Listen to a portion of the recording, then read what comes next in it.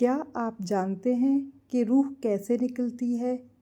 آئیے آج روح قبض کرنے کا میکانزم سمجھتے ہیں۔ روح نکلنے کا عمل پاؤں سے شروع ہوتا ہے۔ انسان کے پاؤں ٹھنڈے ہونے لگتے ہیں کیونکہ روح کا تعلق مادی جسم کے نچلے حصوں سے ٹوٹنا شروع ہو جاتا ہے۔ پہلا سوال کہ روح کیسے نکلتی ہے؟ اس کو سمجھنے کے لیے تصور کریں کہ ایک بہت پرانا اور گھنا درخت ہے جس کی جڑیں زمین میں بہت گہرائی تک پھیلی ہوئی ہیں۔ ان جڑوں نے مٹی کو مضبوطی سے پکڑا ہوا ہے۔ اب فرض کریں کہ اس درخت کے اندر سے اس کی زندگی یعنی روح کو باہر نکالنا ہے۔ جیسے پودے کو زمین سے اکھاڑا جائے تو پہلے چھوٹی جو جڑیں ہوتی ہیں وہ مٹی چھوڑتی ہیں، بالکل ہی ایسے ہی روح نکلنے کا عمل پاؤں سے شروع ہوتا ہے۔ زندگی جو پورے بدن میں پھیلی ہوئی تھی آہستہ آہستہ اوپر کی طرف سمٹنے لگتی ہے۔ نبی کریم صلی اللہ علیہ وآلہ وسلم نے اس عمل کو ایک بہت پیاری مثال سے سمجھایا۔ آپ صلی اللہ علیہ وآلہ وسلم نے فرمایا، ایک نیک روح کا نکلنا ایسے ہے جیسے کسی مشکیزے سے پانی کا ایک ایک قطرہ خود بخود ڈھلک کر باہر آ جائے۔ یہ اتنا ہی سہل اور آسان ہوتا ہے جیسے مکھن سے بال نکال لیا جائے، لیکن ایک گناہ گار کا روح کا نکلنا ایسے ہے جیسے ایک بہت زیادہ کانٹے دار جھاڑی کو اون کے اندر ٹھونس دیا جائے اور پھر اسے زور سے کھینچا جائے۔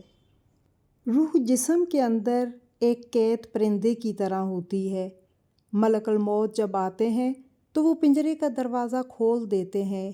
نیک انسان کی روح اس پرندے کی طرح ہے جو فوراً اڑ کر اپنے باغ کی طرف جانا چاہتا ہے۔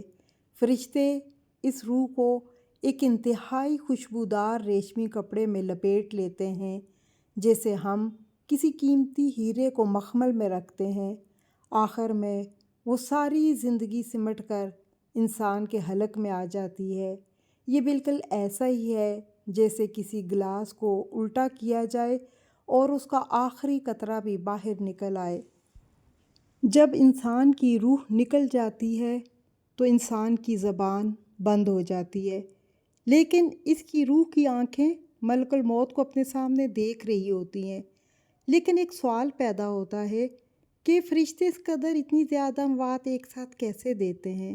دنیا میں تو ہر لمحے ہر سیکنڈ میں ہزاروں موتیں ہو رہی ہیں۔ اس کو اس مثال سے سمجھتے ہیں۔ روح قبض کرنے کا عمل ایک ایسی حقیقت ہے جس سے نظریں چرانا ممکن نہیں، لیکن جب ہم اس کی گہرائی میں دیکھتے ہیں تو عقل حیرت سے اس مقام پر پہنچتی ہے جہاں لفظ ختم ہو جاتے ہیں اور صرف سبحان اللہ باقی رہ جاتا ہے۔ آئیے آج اس چیز کو سمجھتے ہیں جسے ہم موت کہتے ہیں، اور اس عظیم ہستی کے کام کرنے کے انداز کو سمجھتے ہیں جسے اللہ تعالیٰ نے روحیں سمیٹنے پر لگایا ہوا ہے۔ کائنات کے اس بہت بڑے کارخانے میں جہاں اربوں کہکشائیں رقص کر رہی ہیں اور کروڑوں ستارے ہر لمحے ٹوٹتے اور بنتے ہیں، وہاں زندگی اور موت کا ایک ایسا نظام موجود ہے جو انسانی عقل کے ترازو میں نہیں سما سکتا۔ ہم اکثر سوچتے ہیں کہ ایک ہی لمحے میں جب دنیا کے ایک کونے میں کوئی جنگل میں کام کر رہا ہوتا ہے اور دوسرے کونے میں کوئی اپنے نرم بستر پر آخری سانسیں لے رہا ہوتا ہے تو حضرت عزرائیل علیہ السلام ان دونوں تک بیک وقت کیسے پہنچتے ہیں؟ دنیا میں ہزاروں اموات ایک وقت میں کیسے ہو رہی ہوتی ہیں؟ اس گتھی کو سلجھانے کے لیے ہمیں مادیت کی اینک اتارنی ہوگی اور روحانیت کے چشمے سے دیکھنا ہوگا، جہاں فاصلے، وقت اور سمتوں کے معنی بدل جاتے ہیں۔ آپ تصور کریں کہ ایک بہت بڑے فنکار کے سامنے ایک طویل نقشہ پھیلا ہوا ہے، یا ایک باغبان کے سامنے ایک چھوٹی سی کیاری ہے جس میں ہر پھول اس کی دسترس میں ہے۔ بزرگوں نے اس کی مثال یوں دی ہے کہ حضرت عزرائیل کے لیے پوری زمین ایک ہی ہے جیسے تمہارے ہاتھ کی ہتھیلی میں رکھی ہوئی ایک چھوٹی سی رائی ہوتی ہے۔ جب آپ اپنی ہتھیلی کو دیکھتے ہیں تو کیا آپ کو اس کے ایک کونے سے دوسرے کونے تک جانے کے لیے سفر کرنا پڑتا ہے؟ کیا آپ کی نظر کو ہتھیلی کے دائیں حصے سے بائیں حصے تک پہنچنے کے لیے وقت درکار ہوتا ہے؟ نہیں نا۔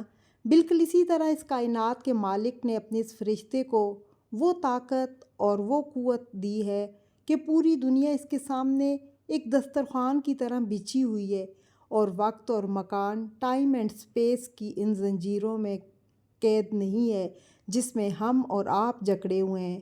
جہاں ہمارے لیے ہزاروں میل کا فاصلہ ہے، وہاں ان کے لیے محض ایک نظر کا اشارہ ہے۔ وہ ہزاروں میل کا فاصلہ ایک سیکنڈ سے بھی پہلے طے کر سکتے ہیں۔ جب کسی انسان کی زندگی پوری ہوتی ہے تو آسمان سے فرشتوں کے دستے اترتے ہیں، اور اگر وہ روح نیک ہے تو ایسے فرشتوں کے ہجوم میں ہوتے ہیں جن کے چہرے سورج کی طرح چمک رہے ہوتے ہیں، اور جن کے پاس جنت کے ریشمی کفن اور مشک جیسی خوشبو ہوتی ہے۔ اگر روح جو ہے کسی گناہ گار کی ہو تو پھر آنے والے فرشتے اپنی ہیبت اور سیاہ لبادے سے اس کے انجام کی خبر دے دیتے ہیں۔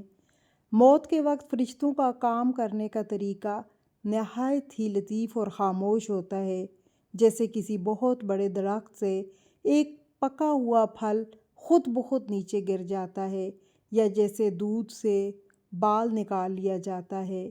نیک روح کے نکلنے کا عمل اتنا ہی آسان ہے، بالکل کوئی تکلیف محسوس نہیں ہوتی اور روح نکل جاتی ہے۔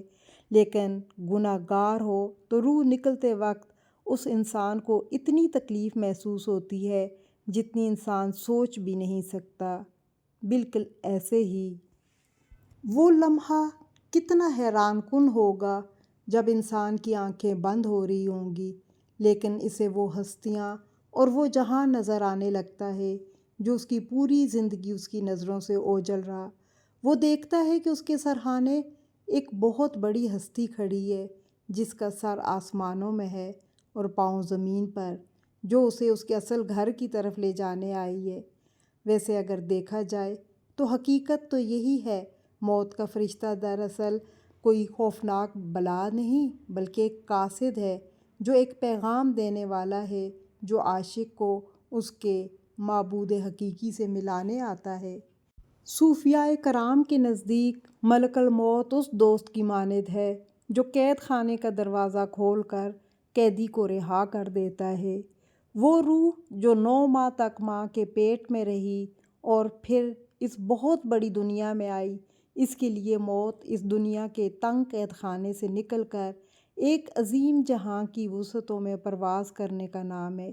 روح جب جسم کے پنجرے سے آزاد ہوتی ہے تو وہ خود کو ایک ایسی روشنی اور سکون میں پاتی ہے جس کا تصور اس مادی دنیا میں ممکن ہی نہیں۔ روح قبض کرنے کا عمل انسانی جسم کے نچلے حصوں سے شروع ہوتا ہے، اور یہ بالکل ایسے ہی ہے جیسے کسی پیالے کو خالی کیا جا رہا ہو۔ زندگی رفتہ رفتہ سمٹتی ہوئی حلق تک آتی ہے، اور یہی وہ مقام ہے جہاں توبہ کا دروازہ بند ہو جاتا ہے۔ اس لمحے انسان کا شعور اپنے عروج پر ہوتا ہے، اور وہ اپنے پورے ماضی کو ایک فلم کی طرح چند سیکنڈ میں دیکھتا ہے۔ وقت اس کے لیے رک جاتا ہے، وہ فرشتوں کے کلام کو سنتا ہے، ان کی خوشبو محسوس کرتا ہے، اور اسے معلوم ہو جاتا ہے کہ اس کا ٹھکانہ کہاں ہے۔